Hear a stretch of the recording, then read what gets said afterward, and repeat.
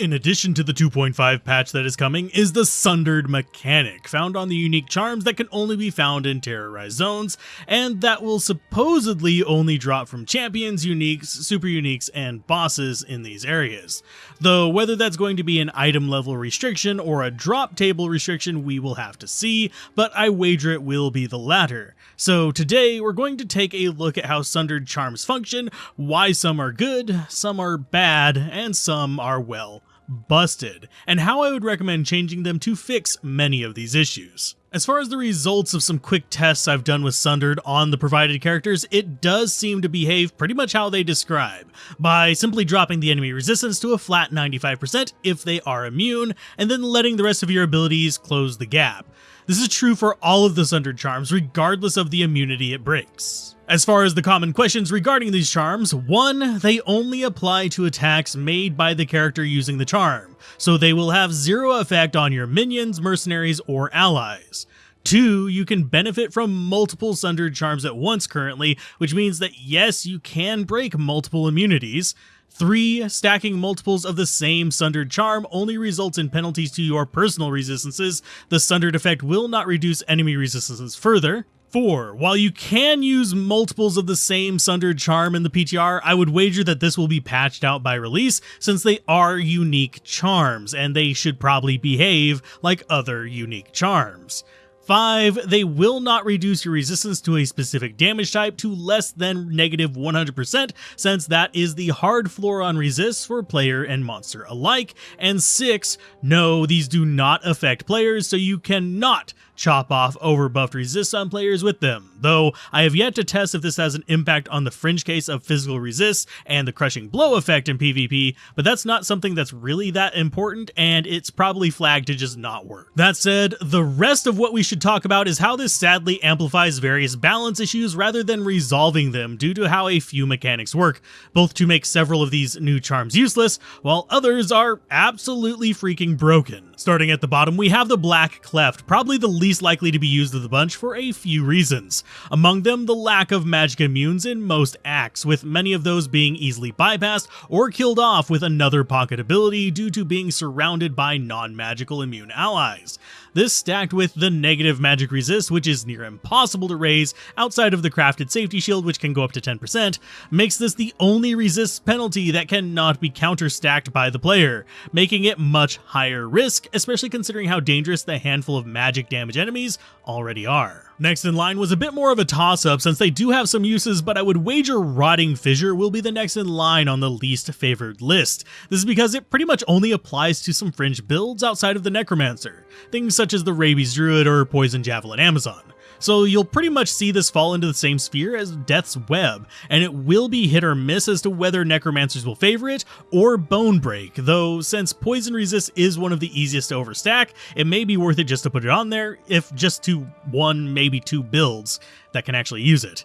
If there were more non-weapon ways to reduce enemy poison resist for non-necros, it may see more utility, but for now, it's just kinda meh. Third to last, like I said, was a tough call, and that is Bone Break. Only reason it inches ahead of the Poison Charm is because it is useful to more classes, with the ones I see really considering it being the Amazon, Barbarian, and Necromancer, and maybe to an extent the Assassin. Its combination with Reaper's Toll or Atmos Scarab can give it some extra punch, letting you drop enemies to reasonable physical resist levels relatively easily, and its functionality with Grim Ward cannot be ignored for the Throw Barbarian or even some melee barbarians. And while physical resistance is harder to stack than others, there's still plenty of sources and may see a mild resurgence of Shaft Stop on some builds. And while this is third to last, I feel this charm is where we should start aiming for the balance of these kind of specific use without being steamrollers. This is because the top 3 each have steamroller situations that I don't think were anticipated, starting with the weakest of the 3, the Flame Rift, which is one of the ones you will start out seeing the stacking with Infinity, as well as items like Phoenix and Hand of Justice, to really punch enemy resistances down. The Fire Sorceress and the Fire Druid will become nasty farmers with this, albeit with fairly heavily stacked high-end gear, and it will make the Dragon Den much more consistent at the walk and talk farming, though admittedly for, again, very expensive gear. Similarly, the Crack of the Heavens, which makes me laugh a little bit too much each time I say it, is firmly the second place winner here. This is not so much that it's potent for a number of builds, but more that it's kind of really strong for one. And while I originally considered it third, the existence of this one build kind of bumped it up for me, and that is the Infinity Nova Sorceress. Especially since Mana Shield is fixed now, and we can use the fact that it ignores resists to our advantage. This charm basically guarantees this build the ability to decimate fields with the Nova Sorceress while bypassing the resistance issue, with similar perks for stuff like the Dream builds, just slightly less explosive. This and the Fire Charm are fairly similar in that regard. I just think that this one inches it out since it requires less pieces of expensive gear to come online. The top one, and the one I can guarantee pretty much every other YouTuber, streamer, and probably even your mother are going to talk about, is the Cold Rupture. The Cold Charm, if you couldn't tell by the, being in the actual name. This is not going to be broken for most classes. In fact, it will likely be a welcome addition to things like the Wind Druid and the Ice Maiden, where it becomes broken is just the entirety of the Cold Sorceress. It's strong for Frost Nova, it's one-shotting throughout hell for Blizzard, and it's pretty damn deadly still for Frozen Orb. And then we can move on to the more targeted attacks if we really want to. The reality is, with Cold Mastery and this charm, you immediately have a powerhouse build online that can farm anywhere with ease, regardless of which cold build you like. And since, like Fire and Lightning, cold is easy to stack up on, you can very quickly overcome the resist penalty without a second thought, even without Energy Shield. Now, as any of you that have been around for a while likely know, I don't like making videos about things being broken without at least trying to come up with some reasonable solutions to the problem.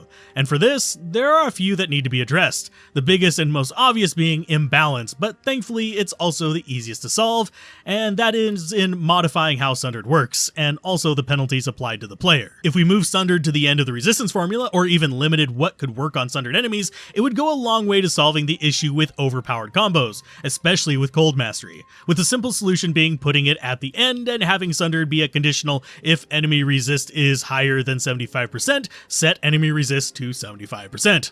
This would accomplish the goal of allowing every area to be farmed while still retaining the spirit of certain places being cold, poison, lightning, or whatever resistant. The more complex option would be to apply Sundered after ability effects but before item effects, but this would require restructuring the whole resistance lowering system, which would be a bit much to ask of an inclusion of a new item, but would open up the utility of introducing more degrees of resistance reducing items, since you could have them be higher utility than skill-based ones like Cold Mastery. Now, the other problem with these charms is the resistance penalty itself. The main 4 resists are easy to counter. Physical is hit or miss kind of depending on what items you have, and the magic penalty is impossible to overcome.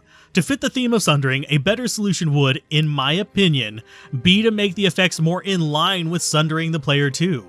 Instead of minus 75% resists on the main 4, have them reduce maximum resistance to that by 25%. Instead of minus 25% physical resistance, have it lower the maximum physical resistance by 10%. And for magic, magic's the hard one. I would actually have it blanket reduce maximum fire, lightning, cold, and poison resist by 10%.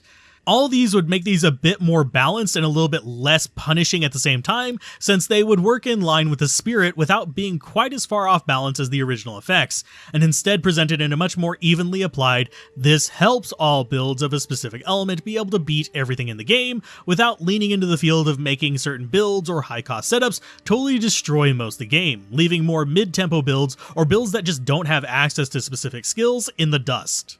Overall, I like the direction they're trying to go with it, but by leaning more into bounded benefits, we'll be less likely to have runaway combos like what we see with the current version with Sundered Charms. As far as drop rates, I wager they'll be just like Rainbow Facets, random among the pool, though it would be cool if we found a way to let you re-roll them with something like the Standard of Heroes or something, to even out the values of the different flavored drops.